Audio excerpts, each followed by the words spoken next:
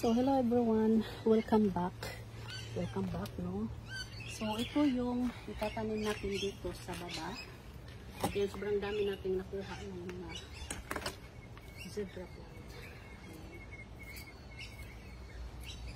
So, dito lang sa may bandang gitna natin siya itatanim.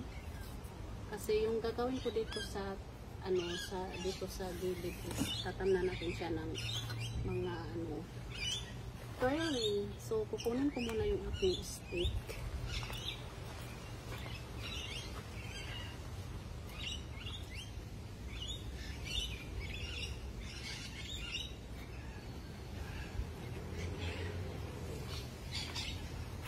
Yan yung aking stick. So, yung mga malalaking zebra yung ilalagay natin dito sa gitna, guys.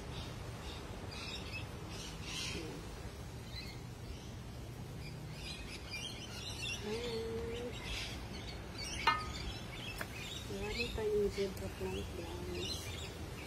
So, tatanggalan natin siya ng mga dry leaves bago natin siya ito. Nagpa-flowers na yung iba.